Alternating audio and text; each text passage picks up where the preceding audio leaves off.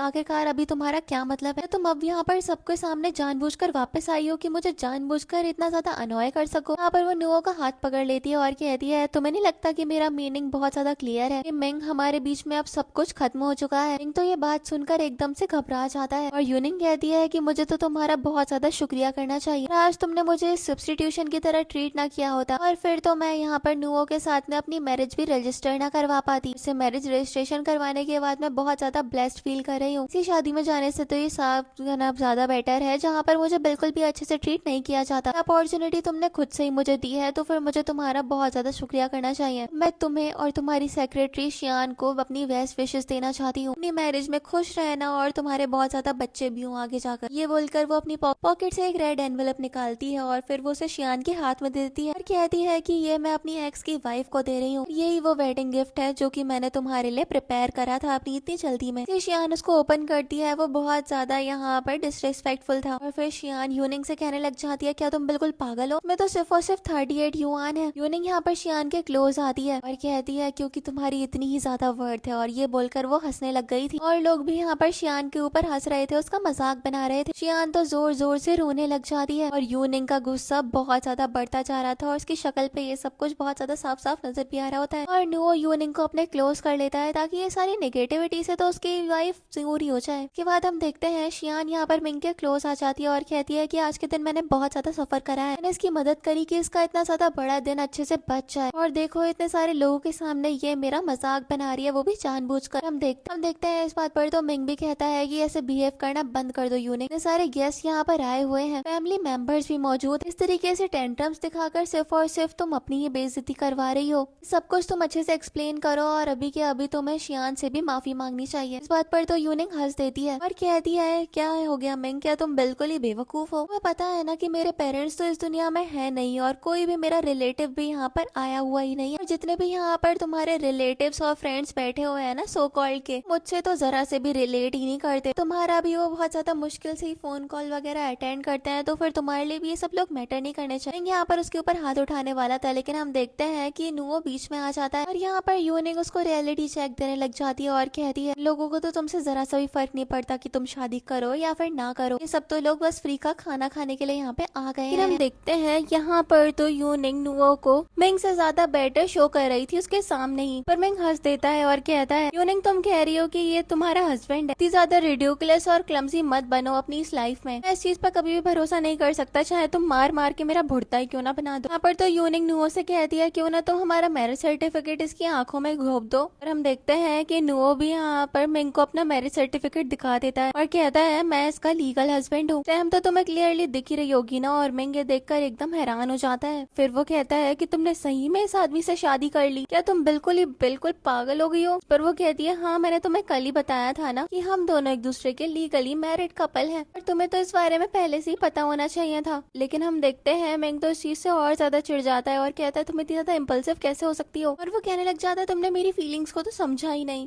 इस पर वो उसके ऊपर भड़कने लग जाती है और कहती है भला क्यों समझूं मैं तुम्हारी फीलिंग्स को? उसको बहुत ज्यादा सुनाती है, लेकिन मिंग तो अभी भी यही बोल रहा था कि हमें शायद सब कुछ शुरू से स्टार्ट करना चाहिए। नुओ को गुस्सा आ जाता है और वो मिंग को पीट देता है और कहता है देखो अब तुम्हारा बहुत हो रहा है, यूनिंग अब मेरी वाइफ है और इसकी लाइफ में तुम्हें अब ज्यादा इंटरफेयर करने की जरूरत नहीं है। देखते हैं कि इन लोगों के बीच में बहस और झगड़ा इतना ज्यादा बढ़ जाता है और नुओ ने तो मिंग की बहुत ज्यादा बढ़िया से पिटाई कर दी थी। इस बीच वहाँ पे शियान भी आ जाती है और वो एकदम हैरान हो गई थी क्योंकि उसका पति इतनी ज्यादा बुरी तरीके से पिट जो गया था। उसको संभालने लग जाती है और मिंग शियान से कहता है कि जल्दी से लॉयर को बुला लो, ने मुझे इतने सारे लोगों के सामने इतना मारा है ना, तो फिर इसको तो मैं सजा दिलवा कर ही रहूंगा। शियान यहाँ पर मिंग को संभालती है और यूनिंग से कहती है कि तुम्हें इसे इस तरीके से ह्यूमिलेट तो नहीं करना चाहिए था। आफ्टर ऑल अगर तुम्हें तुम्हारा न्यू लवर भी मिल गया है तो भी। लेकिन हम देखते हैं यहाँ पर तो मिंग शियान को भी खुद से दूर कर देता है और फिर से बहस करना स्टार्ट कर देता है। और अब तो वो कुछ ज्यादा ही तमाशा खड़ा कर रहा था, वो भी सबके सामने। इसके बाद हम देखते हैं मिंग यहाँ पर कह रहा था नुओ तुम बहुत ज्यादा गरीब हो, तुम इसको बिल्कुल भी अच्छे से नहीं रख पाओगे। नुओ को रियलाइज होता है कि यहाँ पर लातों की भूत बातों से नहीं मानेंगे, तो फिर वो कॉल करके ब्रोकर को बुलवा लेता है और मिंग से कहता है ठीक है इस कार्ड में 10 मिलियन स्वाइप करके एक घर खरीद लो, मैं भी मान जाऊंगा कि तुम्हारी हैसियत बहुत ज्यादा है। इस पर तो मिंग अपने हाथ खड़े कर लेता है और कहता है मेरे पास नहीं है इतने पैसे। इस पर तो नुओ उसी बात पर उसको नीचा दिखाने लग जाता है और फिर नुओ बताता है कि एक वो बहुत बड़ी कंपनी का ओनर बनने वाला है। मिंग नहीं मानता, तो फिर वो कहता है ठीक है मैं तुम्हारे ग्रैंडपा से बात करवा देता हूँ। वो यहाँ पर कॉल लगाता है अपने ग्रैंडपा को और वीडियो कॉल पे मिंग उनको दिखा देता है। मिंग तो यहाँ पर उनको देखकर एकदम ही बौखला गया था क्योंकि वो बहुत ज्यादा रिच आदमी थे। इसके बाद ग्रैंडपा को यहाँ पर नुओ बताता है कि उसने यूनिंग से शादी कर ली और ग्रैंडपा भी उसके लिए बहुत ज्यादा खुश होते हैं। शियान और मिंग ये सब कुछ देखने के बाद एकदम हैरान हो गए थे कि उनके फेवर में तो कुछ भी वर्कआउट नहीं कर रहा है। इसके बाद हम देखते हैं कॉल कट हो जाती है और नुओ यहाँ पर मिंग को उसकी रियलिटी चेक करवाता है और मिंग तो ये सब कुछ देखने के बाद एकदम ही हैरान रह गया था। उसको रियलाइज होता है उससे कितनी बड़ी गलती हो गई। नुओ वो है ही नहीं जो कि वो सोच रहा था और वो तुरंत ही नील डाउन होकर माफी मांग लेता है। यूनिंग भी इस चीज का फायदा उठाती है और मिंग को बहुत ज्यादा नीचा दिखाती है और फिर वो और नुओ वहाँ से निकल जाते हैं। उसके बाद हम देखते हैं यूनिंग उसी कंपनी में पहुंच गई थी जिसके एम्प्लॉइज ने उसको शादी वाले दिन इतना ज्यादा नीचा दिखाया था और वो उन सबसे कहती है वो वीडियो जरा भेजना तुमने जो मेरी बनाई थी। तभी यहाँ पर घबरा जाते हैं और वो वीडियो डिलीट कर देते हैं। इसके बाद हम देखते हैं यहाँ पर यूनिंग और नुओ को मिंग की मॉम और सिस्टर अप्रोच करते हैं और उससे लड़ने लग जाते हैं कि आखिरकार वो उनकी लाइफ में इतनी ज्यादा प्रॉब्लम क्यों क्रिएट कर रही है। यहाँ पर मिंग की मॉम तो यूनिंग से इतना भी कहती है कि मैं सारी की सारी प्रॉब्लम्स को भूल जाऊंगी और तुम मेरे साथ चलो, लेकिन यूनिंग उनसे साफ साफ कह देती है कि अब आपके पास वापस आने का तो कोई चांस ही नहीं है। ये बोलकर नुओ और यूनिंग वहाँ से निकल जाते हैं। बाद हम रात का सीन देखते हैं जहाँ पर यूनिंग अपना फोन चेक कर रही थी और उसको पता चलता है सोशल मीडिया पे उसकी बहुत ज्यादा नेगेटिव पीआर हो गई है। ये सब कुछ वो नुओ को भी शो करती है इसके बाद में, और ये लोग यहाँ पर इस सबका सॉल्यूशन ढूंढना स्टार्ट कर देते हैं। इसके बाद यूनिंग यहाँ पर सबकी रिप्लाई वीडियो बना देती है जिसमें वो सारी की सारी रियलिटी पूरे के पूरे सोशल मीडिया पे सबको बता रही थी किस तरीके से मिंग ने उसको बहुत ज्यादा यहाँ पर सब लोगों के सामने ह्यूमिलिएट किया था अपनी सेक्रेटरी को अपनी साइड वाली सीट पे बैठाकर, और वो मिंग की और अपनी पूरी की पूरी स्टोरी सोशल मीडिया पे डाल देती है कि किस तरीके से मिंग ने उसको अप्रोच करा था कि वो उससे शादी कर लेना, ज्यादा बैड बिहेव करा। बाद वो वीडियो अपलोड कर देती है और लोगों को जब इस बारे में पता चलता है तो फिर वो भी एकदम शॉक्ड हो गए थे। दूसरी तरफ हम मिंग को देखते हैं जिसकी कंपनी के स्टॉक्स नीचे गिरते जा रहे थे। नेक्स्ट हम देखते हैं यहाँ पर मिंग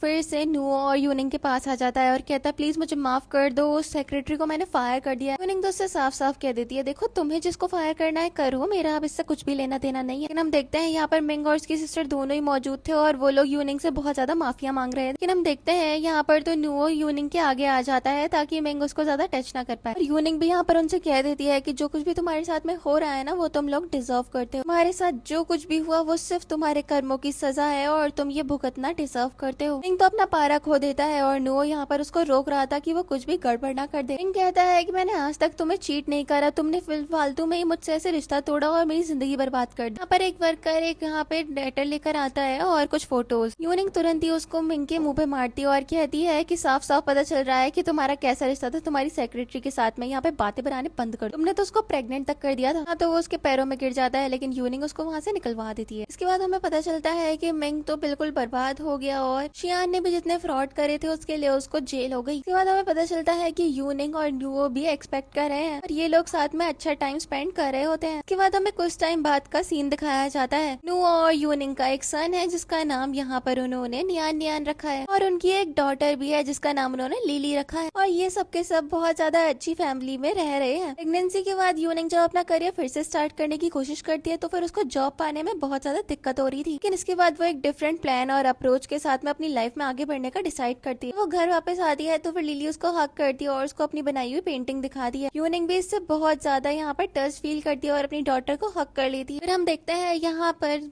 यूनिंग जब घर के अंदर घुसती है तो फिर वहाँ पे नुओ की मॉम भी ऑलरेडी बैठी हुई थी। उसको मोटिवेट करती है कि अगर तुम अपने करियर को आगे बढ़ाना चाहती हो तो फिर हम तुम्हें सपोर्ट करते हैं, तुम्हें जितनी मेहनत लगेगी तुम करो, बच्चों को हम देख लेंगे। जब वो नियान नियान के पास जाती है तो फिर वो कुछ लिख रहा था। वो पहले तो यूनिंग को दिखाने से मना करता है लेकिन जब वो इंसिस्ट करती है तो फिर दिखा देता है। यहाँ पर उसने अपनी मॉम के लिए बहुत ज्यादा अच्छी अच्छी लाइंस लिखी थी। वो भी ये सब कुछ नोटिस कर रहा था और फिर हम देखते हैं यूनिंग लैपटॉप पे काम कर रही थी और नुओ उसके पास आता है। यहाँ पर ये दोनों यहाँ बात कर रहे थे और फिर यूनिंग उसका फोन देखने लग जाती है। वो छुपा रहा था लेकिन जब वो देखती है उसको पता चलता है कि नुओ हमेशा से उसके ऊपर नजर रख के बैठा हुआ था कि वो कैसा करी है इंटरव्यूज वगैरह। ये जानने के बाद उसको दुख होता है लेकिन नुओ यहाँ पर उसको नॉर्मल फील करवाता है ताकि वो थोड़ा बेटर कर पाए। नेक्स्ट हम देखते हैं यहाँ पर लिली जब अपने बच्चों को किंडरगार्टन छोड़ने के लिए गई थी फिर उसकी मुलाकात टीचर लिन से होती है और उसके ऊपर शक होने लग गया था। घर आकर वो उसके बारे में इन्वेस्टिगेट करती है। पता चलता है कि असल में वो शियान की दोस्त है। वो जब घर आता है तो फिर वो भी उसके बारे में उसको बता देती है और वो कहता है हमारे बच्चों को मैं बिल्कुल भी हार्म नहीं होने दूंगा। उसके बाद ये लोग यहाँ पर एक दूसरे का हाथ पकड़ते हैं और एक दूसरे का साथ कभी ना छोड़ने का प्रॉमिस करते हैं और एक दूसरे को हक भी कर लेते हैं। फिर हम किंडरगार्टन का सीन देखते हैं। यहाँ पर आज बच्चे स्लीप ओवर करने के लिए सब लोग सो रहे थे। तभी वहाँ पर टीचर लेन आती है और नियान नियान के पिक्चर्स क्लिक करने लग जाती है। पता चलता है कि वो पूरी की पूरी फैमिली के ऊपर काफी ज्यादा लंबे टाइम से इन्वेस्टिगेट कर रही थी। जस्ट क्लिक करने के बाद वो हल्के से गुड नाइट बोलकर चली गई थी लेकिन हम देखते हैं नियान नियान इस सबको मैसेज करके अपने घर पे बता रहा था। हम देखते हैं सब लोग घर पर थे और नियान नियान ने सारी की सारी चीजें वॉइस रिकॉर्ड भी कर ली थी और वो फैमिली में सबको सुनवाता है। लिली यहाँ पर नियान नियान से पूछती है क्या वो बुरी है लेकिन वो छोटा था तो फिर उसको कहता है कि ऐसा कुछ नहीं है। और नुओ और यूनिंग यहाँ पर सोचने लग जाते हैं कि अब उसके साथ क्या करना है, वो बच्चों को ऐसे एक्सप्लॉइट तो नहीं होने दे सकती। इसके बाद हम देखते हैं किंडरगार्टन में यहाँ पे फेयर था कि सारे पेरेंट्स और बच्चे स्कूल में मौजूद थे और नियान और लिली एक प्लान बनाते हैं। लिली जानबूझकर टीचर लिन के पास में चली जाती है और टीचर लिन भी इस चीज का फायदा उठाकर लिली को एक जगह पर ले गई थी। नियान भी अपनी बहन का पीछा करता है और टीचर लिन को लगता है कि अब तो वो एक तीर से दो निशाने लगा सकती है। इसके बाद हम देखते हैं कि लिली यहाँ पे कुछ बहाना करके वहाँ से जाने की कोशिश करती है लेकिन टीचर लिन तो अपना असली चेहरा दिखाती है पर नाइफ निकाल लेती है। लेकिन नियान कहता है कि तुम्हारी सारी की सारी एक्टिविटीज मैंने रिकॉर्ड करी है, सारा डेटा रिकॉर्डेड है, अगर तुमने हमें कुछ कर भी दिया ना तो भी तुम यहाँ से बच नहीं पाओगी। टीचर लिन तो इमोशनल हो जाती है, वो उसको हार्म कर पाती तब तक यूनिंग भी वहाँ पे आ गई थी। यूनिंग फिर आकर टीचर लिन को कन्फ्रंट करती है और कहती है मैं जानती हूँ कि तुम सिर्फ और सिर्फ मुझसे बदला लेने के लिए आई हो, बच्चों को तुमने सब में इंटरफेयर करके बहुत बड़ी गलती कर दी। यहाँ पर टीचर लिन पकड़ी गई थी और फिर तो वो बहुत ज्यादा परेशान होकर रोने लग जाती है कि अब तो वो पूरी तरीके से खत्म हो चुकी है। यूनिंग कहती है कि तुमने बहुत ज्यादा गलत करा और फिर हम देखते हैं पुलिस भी आकर टीचर लिन को पकड़ लेती है। टीचर लिन को अपनी गलती का एहसास होता है और वो लिली से सॉरी बोलती है। लिली भी उनको हक कर लेती है और कहती है कोई बात नहीं, मैंने आपको माफ कर दिया। के बाद हम देखते हैं लिन यहाँ पर यूनिंग से भी सॉरी बोलती है और फिर पुलिस उसको उसकी गलती की सजा दिलवाने के लिए ले गई थी। के बाद हम देखते हैं यहाँ पर लिली अपनी मॉम को हक कर लेती है और यहाँ पे यूनिंग भी बहुत ज्यादा इमोशनल थी कि उसकी बेटी को आज कुछ हो सकता था। यूनिंग फिर नुओ को देखकर सोच रही थी कि उसने उससे शादी कर अपनी लाइफ का सबसे ज्यादा बेस्ट डिसीजन लिया। ये सबके सब परिवार वाले एक दूसरे को हक कर लेते हैं। इसके बाद हमें कोर्ट का सीन दिखाया जाता है। लिन को उसकी गलती की सजा मिल गई थी। लिन असल में शियान की ही बहन है। हम देखते हैं यूनिंग यहाँ पर शियान को जेल विजिट करने के लिए जाती है। शियान को अपनी गलतियों की बहुत ज्यादा रिग्रेट था और वो यहाँ पर वो सब कुछ जवाया भी करती है। यूनिंग उससे कहती है मैं कोई जिम्मेदारी नहीं ले सकती और फिर वहाँ से निकल जाती है। जाने से पहले वो शियान से कहती है अब अपने कामों पर थोड़ा ज्यादा ध्यान देना। नेक्स्ट हम देखते हैं यूनिंग ने अपना बिजनेस स्टार्ट कर दिया था, उसी चीज की पार्टी हो रही होती है क्योंकि मॉम उससे कहती है कि इसके एम्बिशंस बहुत ज्यादा बड़े हैं और उसको कभी भी झुकने मत देना। रात में हम देखते हैं यूनिंग घर में थी और न्यू उसके पास आकर उसको कांग्रेचुलेट करता है। वो कहती है अगर तुम मेरा साथ न देते तो शायद मैं इतना बड़ा मुकाम कभी भी हासिल न कर पाती। यहाँ पर हम देखते हैं नियान और लिली अपने पेरेंट्स को बहुत ज्यादा कोजी होते हुए देखते हैं और फिर वहाँ से निकल जाते हैं। सीन में हम देखते हैं नियान और लिली ने अपनी मॉम के लिए ऐसे लिखा था। पहले यूनिंग लिली का ऐसे पढ़ती है और वो बहुत ज्यादा इमोशनल होकर लिली को हक कर लेती है और फिर नियान अपना ऐसे भी दिखाता है। उसने भी बहुत ज्यादा अच्छा लिखा था और वो दोनों बच्चों को हक कर लेती है। वो भी घर पे आ जाता है और वो भी उनके पास में आकर कहता है कि मुझे भी तुम लोगों को हक करना है और उन्हें हक कर लेता है। चारों लोग साथ में होते हैं और इसी सीन के साथ इस ड्रामा की हैप्पी एंडिंग हो जाती है। Thanks for watching.